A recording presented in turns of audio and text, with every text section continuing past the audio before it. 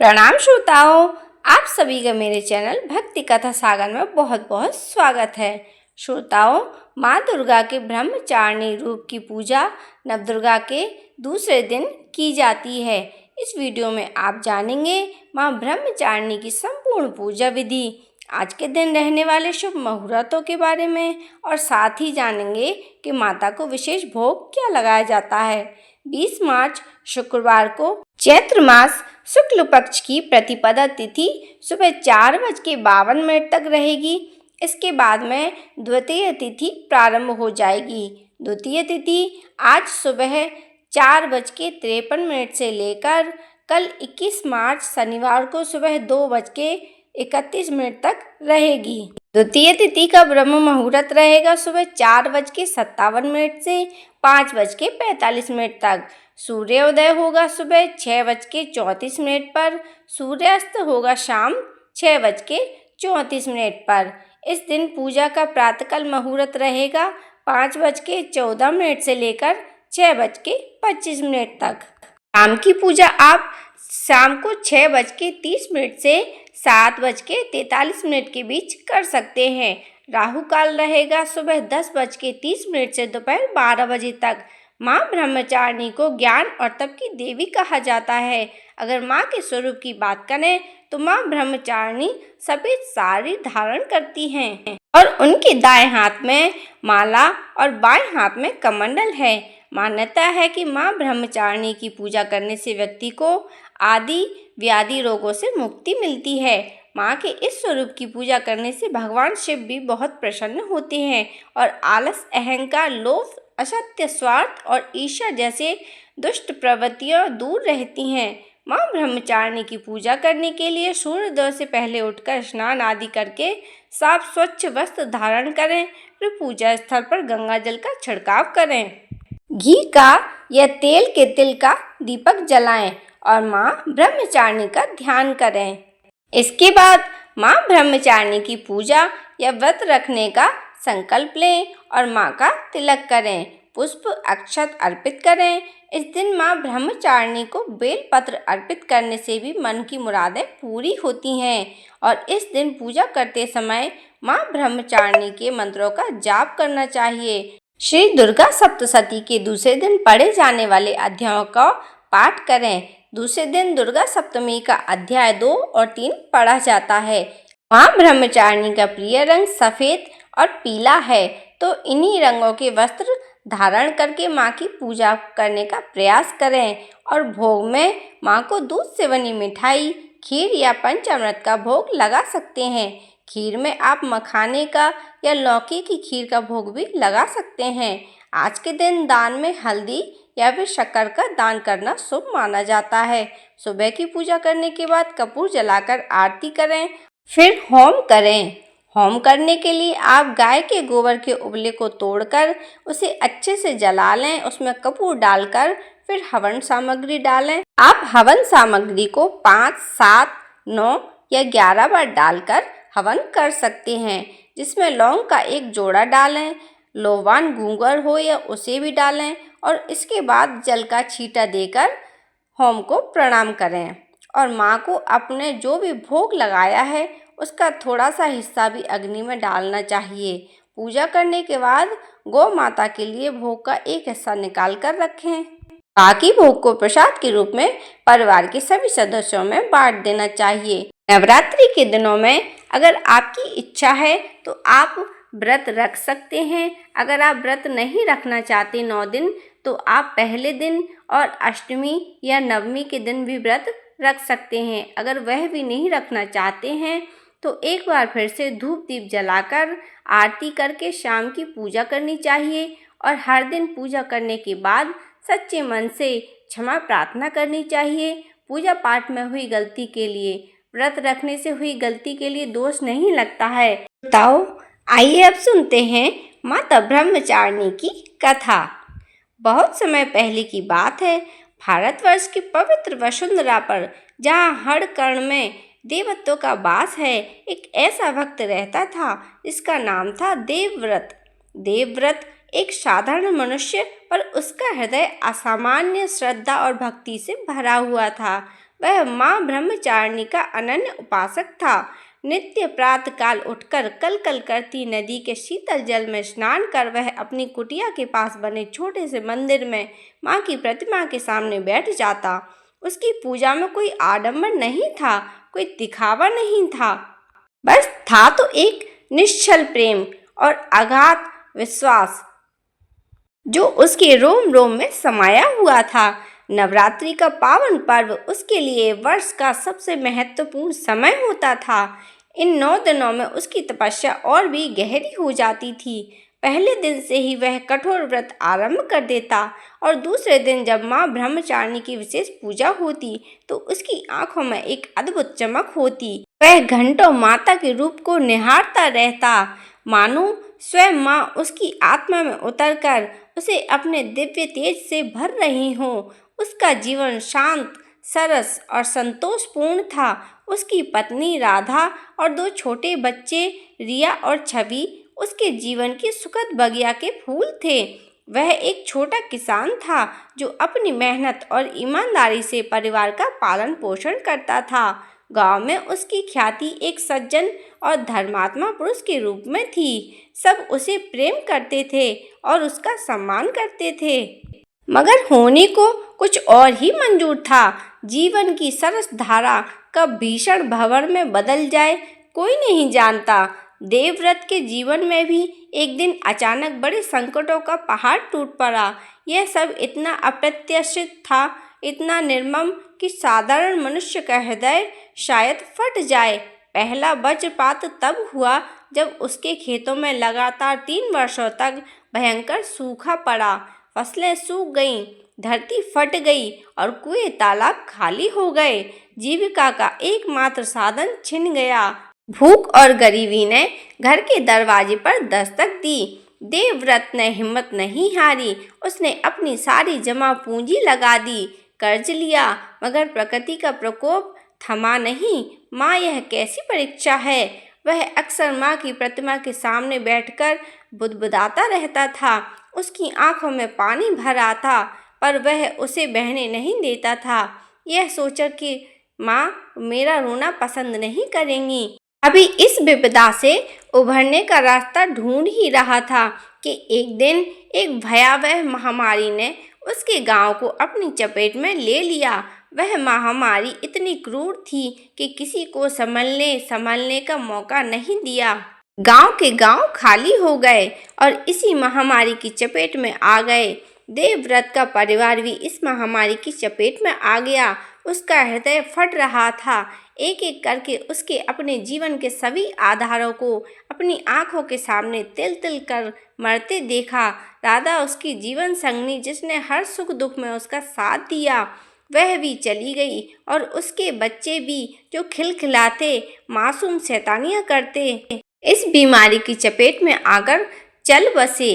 वह उनके मृत शरीरों को अपनी बाहों में भरकर घंटों रोता रहा। उसका हृदय अपार कष्ट से भर गया था, ऐसा कष्ट जिसे वह किसी से बयां नहीं कर सकता था, क्योंकि अब उसके पास कोई सुनने वाला बचा ही नहीं था। गांव वाले भी महामारी के भय से दूर रहते थे और ऊपर से उसकी किस्मत को देखकर सब उसे मनहूस समझने लगे। एक दिन में ही उसका संसार उजड़ गया हो।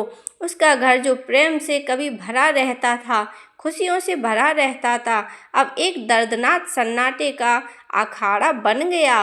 दीवारों पर अब भी उसके बच्चों के उकेरे हुए चित्र थे, राधा की साड़ी की खुशबू थी, पर यह सब अब उस केवल पीड़ा ही देते थे। वह अकेला पड़ गया था, इतना अकेला कि उसकी आत्मा का कण कण चीख रहा था। उसका शरीर सूख कर कांटा हो गया था। भूख, प्यास और शोक ने उसे अंदर से खोखला कर दिया था। रातें जागकर काटते थे, दिन बस एक शून्य में बीत जाता था। कभी कभी उसे लगता कि उसका धैर्य जवाब दे जाएगा, वह सब कुछ छोड़कर कहीं दूर चला जाए या फिर इसी पीड़ा में अपने प्राण त्याग दे। पर फिर उसे याद आती थी माँ ब्रह्मचारिणी की प्रतिमा, उसकी शांत मुद्रा। उस प्रतिमा को देखकर उसके मन में एक धीमा सा प्रकाश जगमगा उठता था। जगत जननी माँ ब्रह्मचारिणी अपने दिव्य लोक में कैलाश के सौरभमय शिखरों पर विराजमान थी। उनकी आंखों में समूचे ब्रह्मांड का ज्ञान और करुणा समाई हुई थी। सहस्त्रों मील दूर पृथ्वी पर अपने उस अनन्य भक्त देवव्रत की हर पीड़ा, हर आंसू, हर आहट को वह स्पष्ट रूप से देख रही थी। अपने भक्त की पीड़ा देखकर माता की आंखों में पानी आ जाता था। दिव्य आंसू जो मनुष्य के कष्टों पर छलछला उठते थे, उनका हृदय विचलित हो उठता था।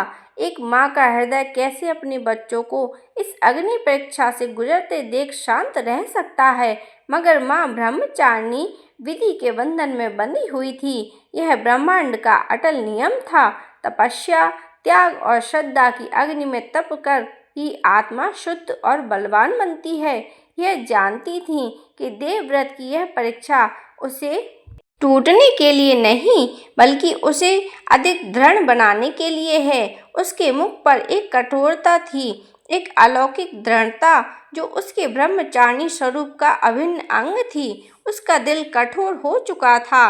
माता जानती थी कि वह अभी हस्तक्षेप करेंगी तो देवव्रत की तपस्या अधूरी रह जाएगी और वह उस परम आनंद और आत्मज्ञान से वंचित रह जाएगा जो इस गहन पीड़ा के बाद ही प्राप्त होता है। वह पृथ्वी पर मनुष्य की पीड़ा, उसकी क्षण भंगुर खुशियों और अनंत दुखों को देखती रहती थी। मनुष्य का जीवन ही एक तपस्या है। वह अक्सर अपने मन में कहती, वे प्रेम करते हैं, खोते हैं, फिर प्रेम करते हैं, वे निर्माण करते हैं, नष्ट होते हैं, फिर निर्माण करते हैं। यह चक्र चलता ही रहता है और इसी चक्र में उनकी आत्मा का विकास होता है। उसकी दिव्य वाणी गूंजती है। जो सच्चा तप करता है, जो श्रद्धा के मार्ग पर चलता है, उसे कभी भय नहीं सताता। गांव के लोग देवव्रत को पागल समझने लगे थे। वह अपने उजाड़ घर में बैठा रहता था, बस माँ की तस्वीर को निहारता रहता। उसे खाने पीने की लगभग कोई सुध नहीं, बस कभी कभार थोड़ा जल ग्रहण कर लेता था। उसकी तपस्या अब और भी कठोर हो गई थी। हर दिन उस छोटे से मंदिर में जाता। उसकी पत्नी और बच्चों ने उसे आखिरी बार देखा था और घंटों उन्हें आंखें मूंद कर माँ ब्रह्मचारिणी का ध्यान करता। उसकी वाणी से अब श्लोक भी नहीं निकलते थे, बस उसके हृदय से एक अटूट मौन पुकार रहती थी। माँ, फिर आया नवरात्रि का पावन पर्व। इस बार नवरात्रि के आगमन पर भी देवव्रत के मन में न कोई उत्साह था, न कोई उमंग थी। वह जानता था कि इस कष्ट को वह किसी से बयां नहीं कर सकता। बस इतना जानता था कि उसे हार नहीं माननी है। उसकी यही तपस्या थी, इस गहन पीड़ा में भी माँ की आराधना करना। पहले दिन शैलपुत्री माँ के चरण पूजते हुए उसके होंठ सूखे थे। आंखों में आंसुओं का समुद्र उमड़ रहा था। उसका मन बार बार डोलता था। क्या मैं अब भी श्रद्धा रख सकता हूँ माँ, इतना कुछ खोने के बाद? पर फिर माँ की प्रतिमा उसे शांत कर देती।